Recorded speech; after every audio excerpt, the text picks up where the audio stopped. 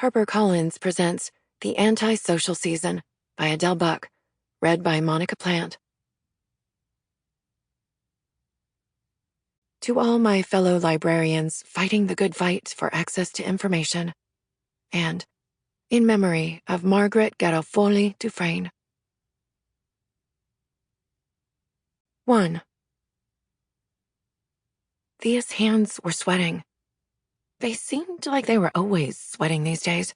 She hated it, especially since she'd once gotten an adrenaline rush from suiting up and fighting fires. But the adrenaline rush was now a thing of the past. Forget fighting fires. Today, she was going to set her career on fire. She fidgeted in a hard plastic chair in the waiting area. Agita, her nonna would have called it. Finally, the door swung open and Gary Landseer, the administrative officer, beckoned her inside and gestured to the chair across from his desk. She complied, taking the seat as he closed the door. Sitting behind his desk, he glanced over the open file of paperwork in front of him, then peered at her through steel-rimmed spectacles.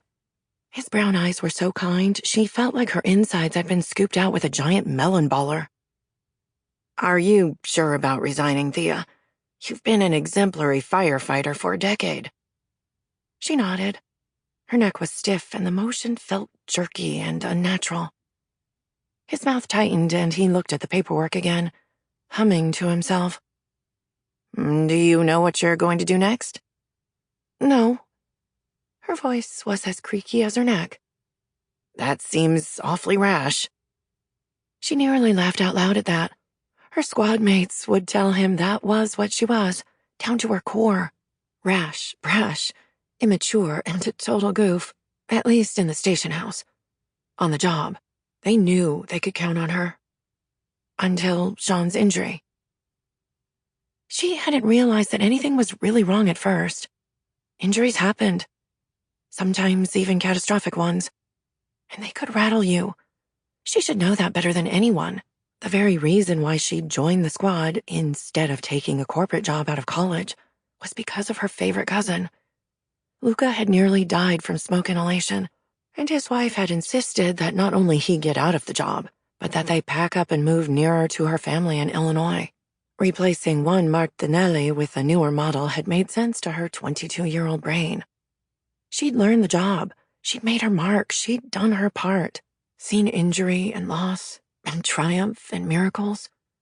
Seen the worst that people were capable of, and the best. She'd thought she had seen it all and could handle anything. She'd been so wrong. The therapist she saw after trying to power through the anxiety had said that sometimes trauma reverberated in funny ways.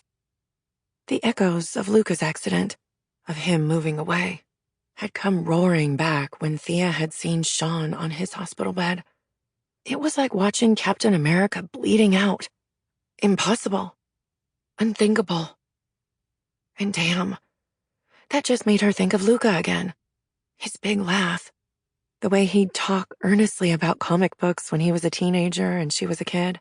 He'd always taken her seriously, believed in her, given her that first Inferno Girl comic, the beginning of a lifelong obsession. And here she was, unable to do the job that had meant so much to both of them. She took a deep breath. Could she even say it? Landseer just looked at her, his eyes so damn kind behind those glasses. The kindness and emotion clogged her throat, choking her. He spoke for her. "I don't need to know why you're resigning. I knew your cousin. He was a good firefighter, a good person." "I was fine," she said in a rush. "My cousin didn't enter into it. I did the job for 10 years. Why was she arguing? This was ridiculous. Get it over with, get out, figure out her next act. That was the plan. Landseer nodded. "I know." His eyes flicked to the paperwork again. "It says here that you got an undergraduate degree in communications." "Okay." "Yeah." She hadn't known what she wanted to do when she was 18. It sounded creative, fun, even. The reality was neither. What did her college major Sample complete. Ready to continue?